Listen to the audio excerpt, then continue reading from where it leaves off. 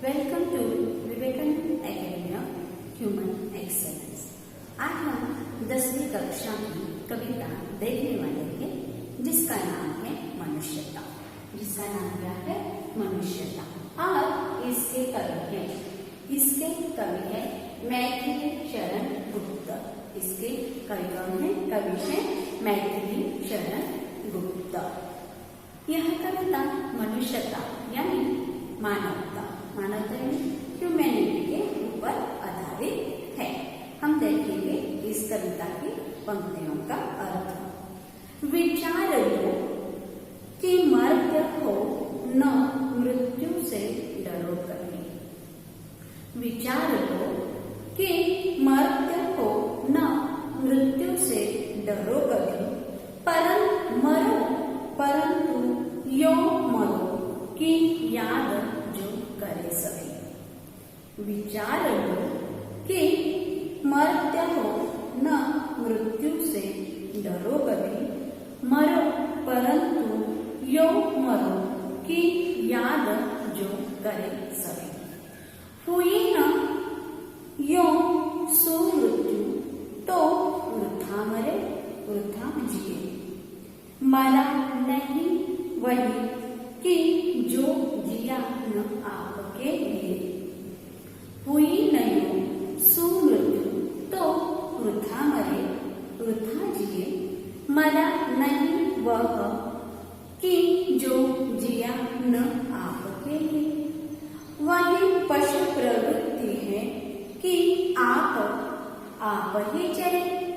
वही मनुष्य है कि जो मनुष्य के लिए मरे।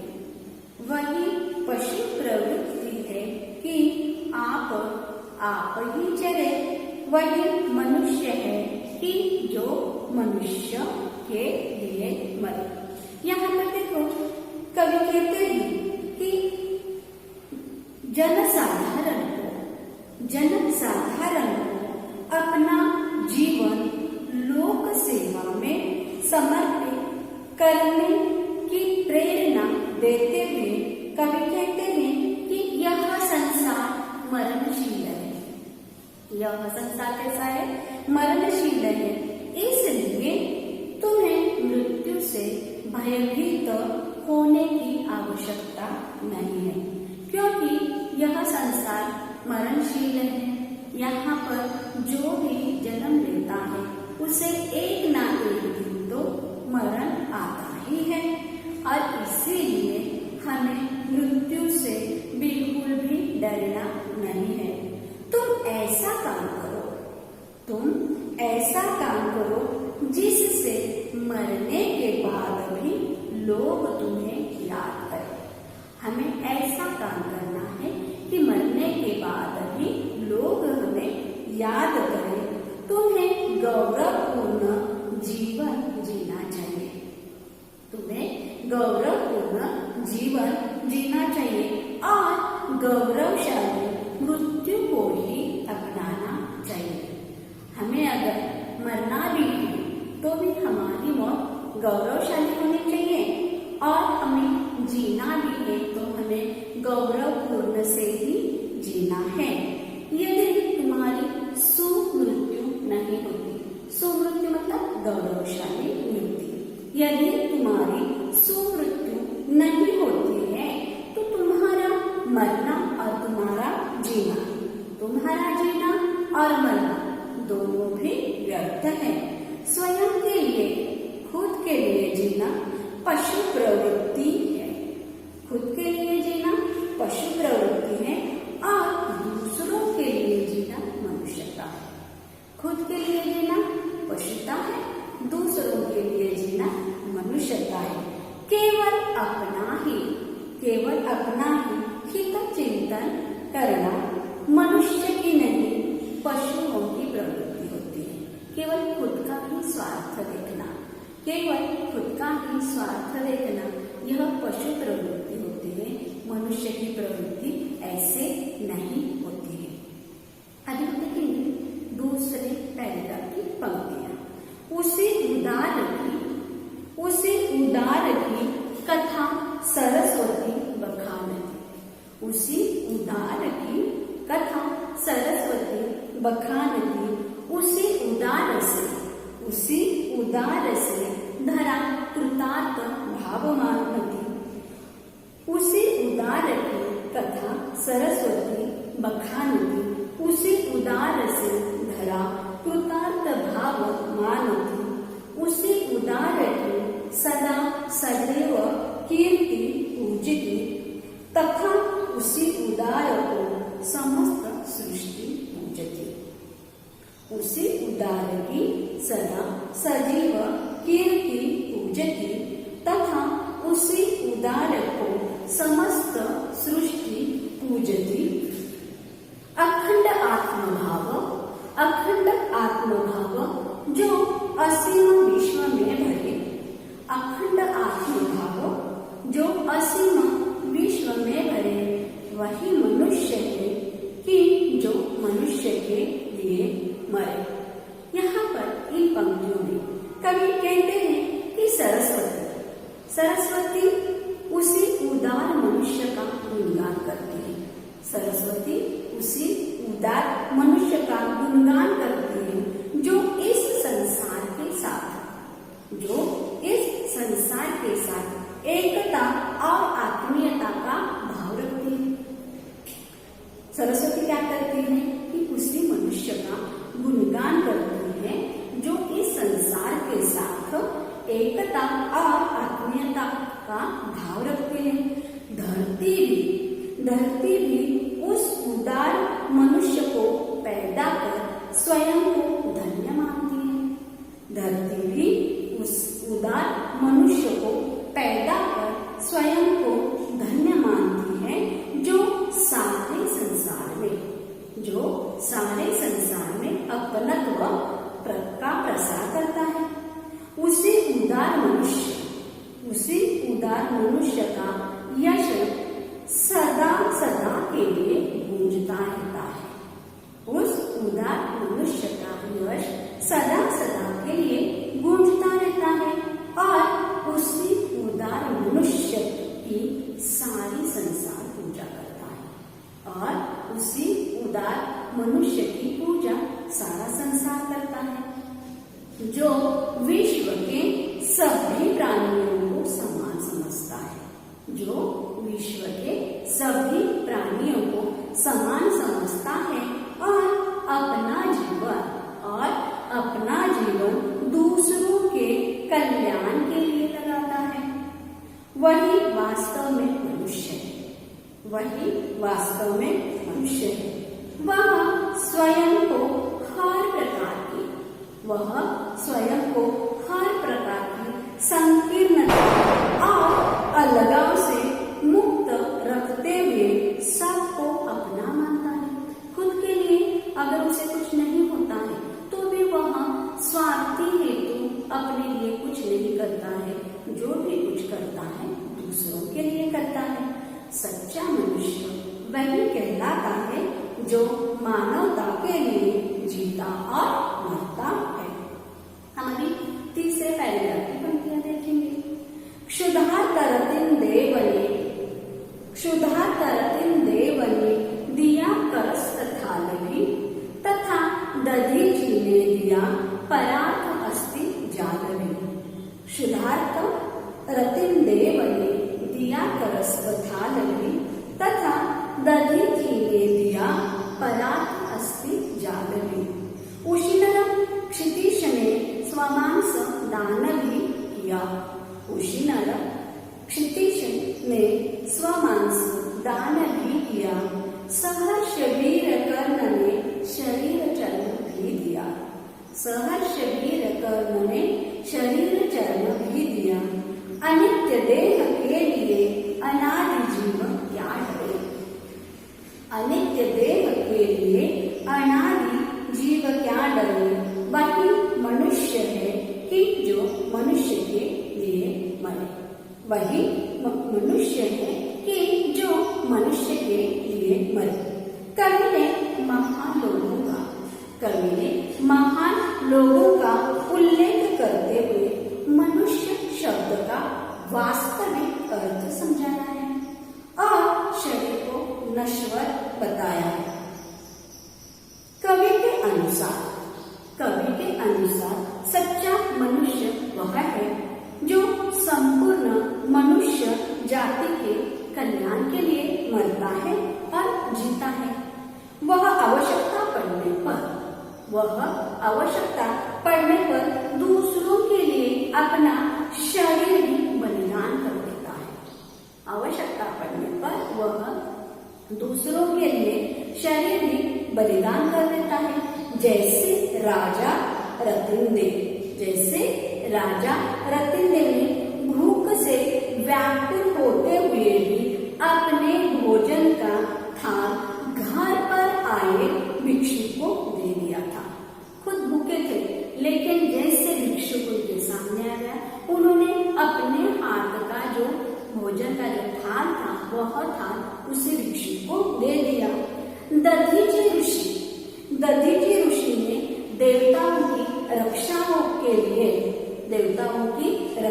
लिए हड्डियों का दान कर दिया था। गांधार नरेश शिवी ने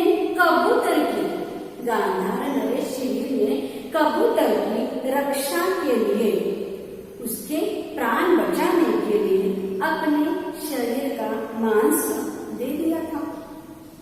वीर कर्ण ने मारने पर अपने कवच और कुंडल भी दिए थे। वीर कर्ण ने मारने पर अपने कवच और कुंडल भी दे दिए थे। इस नश्वर शरीर से आदमी क्यों डरता है? शरीर के लिए अमर जीव क्यों डरता है? अर्थात आत्मा अमर है। तो फिर इस नश्वर शरीर के नष्ट होने से क्या भय? सच्चा मनुष्य वही होता है जो संपूर्ण मानव जाति के कल्याण के लिए जीता और मरता है। अभी हम देखेंगे अगली पंक्ति। सहानुभूति चाहिए महाविभूति है यही, वशीकृता सदैव है बनी हुई स्वयं मही। सहानुभूति चाहिए महाविभूति है यही, वशीकृता सदैव है बनी हुई स्वयं मही। विरुद्धवाद बुद्ध का दया प्रवाह में बहा। विनीत लोक वर्ग क्या न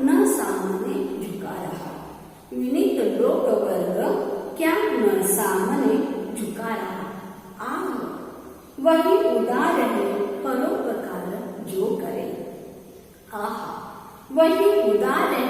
परोपकार जो करे।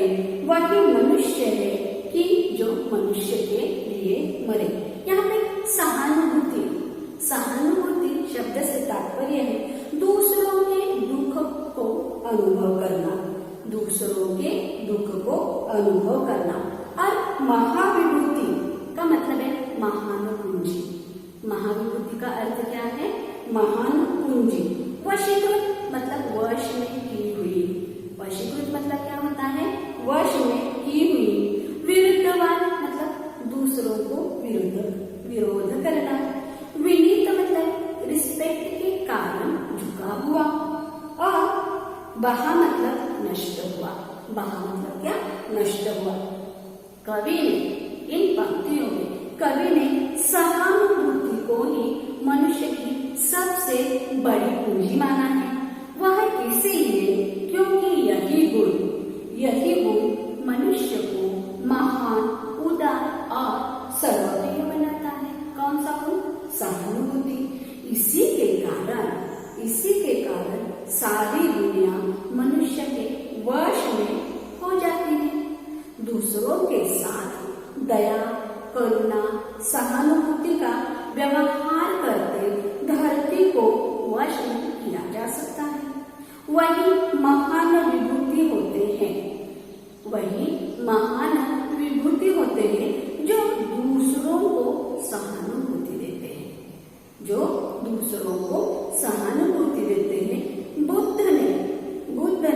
करुणावश उस समय की पारंपरिक मान्यताओं का विरोध किया था। विरोधी लोगों को भी उनकी बातों को मानना पड़ा। जो दूसरों का उपकार करता है, वही जो दूसरों को उपकार करता है, दूसरों के ऊपर उपकार करता है, वही सच्चा उदार मनुष्य है। सच्चा मनुष्य वही होता है जो दूसरों के लिए जीता और मरता है।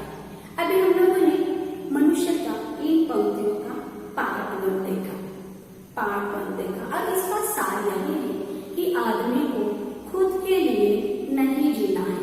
वह खुद के लिए जीता है तो वो मरता है, लेकिन जो दूसरों के लिए अच्छा जीवन देता है और उसके बाद मरता है, लेकिन फिर भी मरने के बाद भी वह अमर होता है।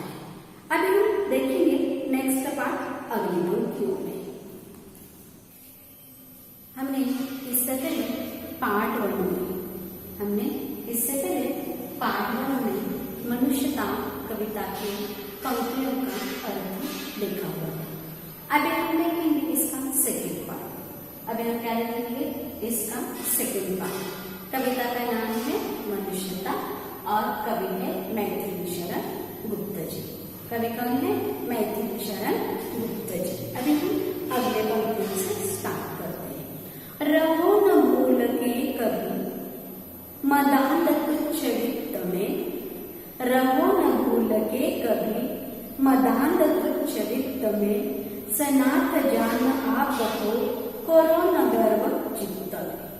रहो न भूल के कभी मदांध तुच्छ वित्त में, सनाथ जान आप हो करो न गर्व चित्त में। अनाथ कौन है यहाँ त्रिलोकनाथ साथ है।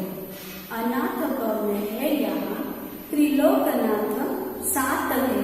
दयाल दीन बंधु के बड़े विशाल हाथ है। अतीव भाग्यहीन है अधीर भाव जो करे। अतीव भाग्यहीन है अधीर भाव जो करे। वही मनुष्य है कि जो मनुष्य के लिए मरे। यहाँ पर मदांध शब्द का अर्थ है घमंड के नशे में चूर होना। घमंड के नशे में चूर होना। त्रिलोकनाथ का मतलब है तीनों लोकों का स्वामी। चित्त का मतलब है हृदय। और अधीर भाव मतलब क्या? धैर्य न रखना। कवि के अनुसार समृद्धशाली होने पर भी कभी अहंकार नहीं करना चाहिए। यहाँ कोई भी अनाथ नहीं है, क्योंकि ईश्वर ही सबके परम पिता है। धन और परिजनों से घिरा हुआ मनुष्य स्वयं को सनाथ अनुभव करता है। धन और परिजनों से घिरा हुआ मनुष्य स्वयं को सनाथ अनुभव करता है। इसका परिणाम यह होता है कि वह स्वयं को सुरक्षित समझने लगता है। इसी कारण वह अभिमानी हो जाता है। कवि कहते हैं कि सच्चा मनुष्य वही है जो संपूर्ण मानव जाति के कल्याण के लिए मरता और जीता है। वह आवश्यकता पड़ने पर दूसरों के लिए अपना शरीर भी बलिदान कर देता है। भगवान सारी सृष्टि के नाथ है, संरक्षक है। उनकी शक्ति अपरंपार है। वे अपने अपार साधनों से सबकी रक्षा और पालन करने में समर्थ है। वह प्राणी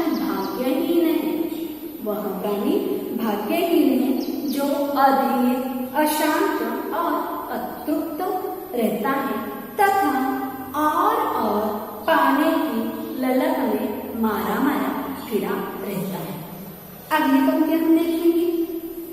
अनंत अंतरिक्ष में अनंत देव है खड़े, देव है खड़े, समक्ष ही स्वबाहु जो बढ़ा रहे बड़े बड़े।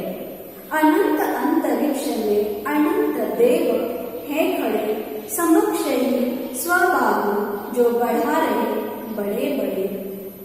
परस्परावलंब से उठो तथा उठो बढ़ो सभी, परस्परावलंब से उठो तथा बढ़ो सभी। अभी अमर्त्य अंक में अपंक हो चढ़ो सभी, परस्परावलंब से उठो तथा बढ़ो सभी। अभी अमर्त्य अंक में अपंक हो चढ़ो सभी। रघु न योगी एक से न काम और कासरे, रघु न योगी एक से न काम और कासरे। वही मनुष्य है जो मनुष्य के लिए जीव। कवि मनुष्य को, इन पंक्तियों का अर्थ है, कवि मनुष्य को एक दूसरे का सहायक बनने का संदेश देते हैं ताकि बिना किसी को नुकसान पहुंचाए जीवन में सफलता प्राप्त किया जा सके। इस दुनिया में महान काम करने वाले असंख्य लोग हुए हैं। इस दुनिया में महान काम करने वाले असंख्य लोग हुए हैं। परोपकार के लिए जीने वाले देवता तुल्य लोगों की इस दुनिया में कमी नहीं है। कितने ही ऐसे देवों से इतिहास भरा पड़ा है। अभी हमने पिछले पंक्ति में देखा हुआ था, कर्ण है, राजा रतन देव है, शिवी राजा है। अब ऐसे बहुत से लोग हैं कि जिन्होंने अपने लिए वो जिए नहीं, ऐसे लोगों से इतिहास भरा पड़ा है। देवता भी मनुष्यों को परोपकार, करुणा, दया और मनुष्यता का जीवन जीकर अपना उत्थान करने की सीख दे रहे हैं। अपना उत्थान यानी कि अपनी प्रगति, अपना आगे बढ़ने का सीख दे रहे हैं। ऐसे व्यक्ति स्वयं क्या होते हैं? देवता हो जाते हैं और लोगों द्वारा पूजे जाते हैं। कवि मनुष्य को प्रेरणा देते हुए कहते हैं कि तुम एक दूसरे के सहयोग से महान कार्य करो और निर्मल जीवन बिताओ। ऐसा जीवन तो व्यर्थ है जो दूसरों के काम बिल्कुल न आए। तुम औरों के लिए काम आने के लिए जियो और मरो। अगली पंक्तियां हैं, मनुष्य मात्र बंधु है, यही बड़ा विवेक है। पुराण पुरुष स्वयं पिता प्रसिद्ध एक है। फलानुसार कर्म के अवश्य बाह्य भेद है, परंतु अंतरक्य में प्रमाणभूत वेद है। मनुष्य मात्र बंधु है, यही बड़ा विवेक है। पुराण पुरुष स्वयं पिता प्रसिद्ध एक है। फलानुसार कर्म के अवश्य बाह्य भेद है, परंतु अंतरक्य में प्रमाणभूत वेद है। अनर्थ है कि बंधु ही न बंधु की व्यथा हरे।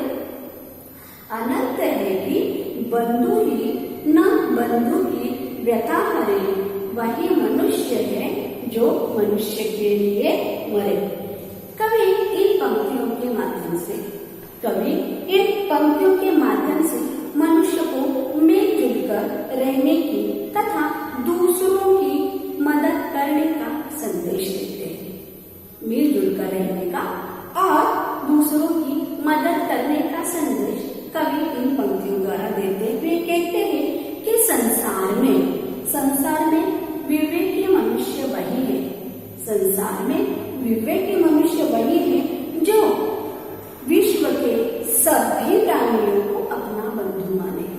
जो विश्व के सभी प्राणियों को अपना बंधु माने, किसी के प्रति परायापन या शत्रुता का भाव न रखे।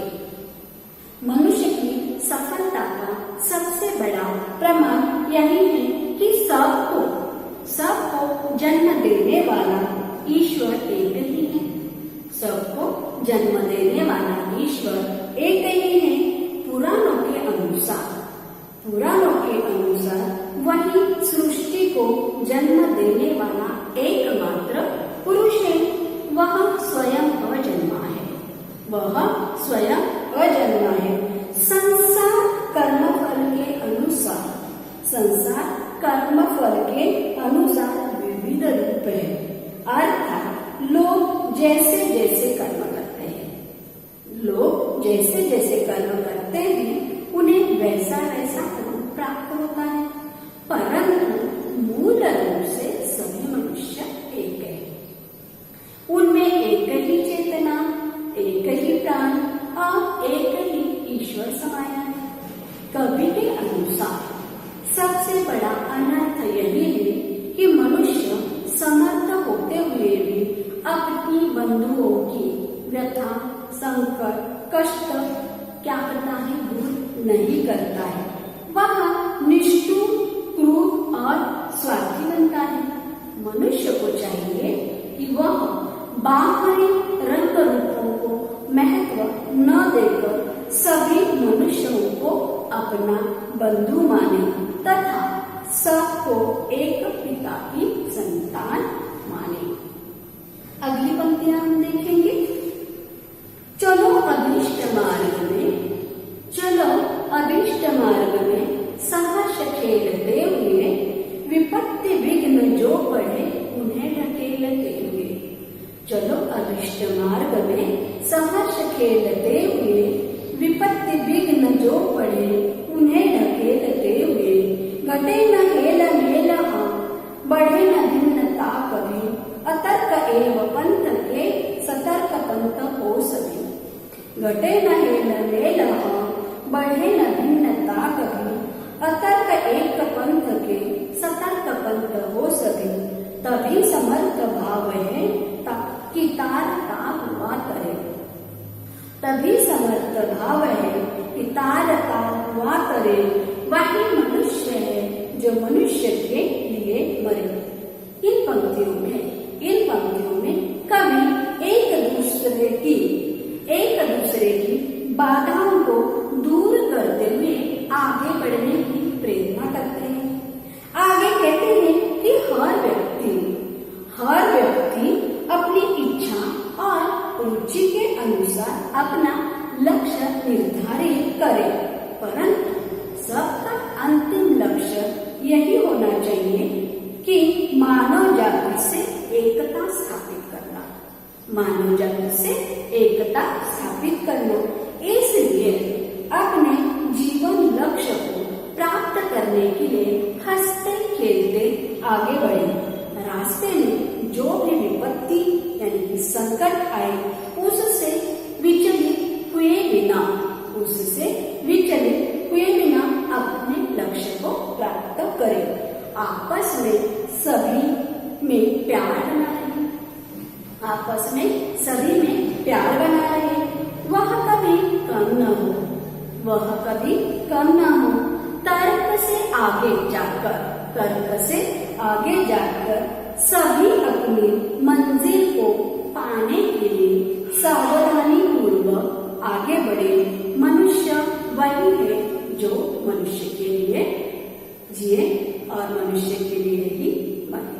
और इसी प्रकार से हमने अभी मनुष्यता कविता की सेकंड पार्ट में पंक्तियों का अर्थ देखा। इन पंक्तियों में कवि ने मनुष्यता यानी मानवता, हमें करना क्या चाहिए कि हमें अगर कुछ काम करना है तो खुद के लिए नहीं करना है।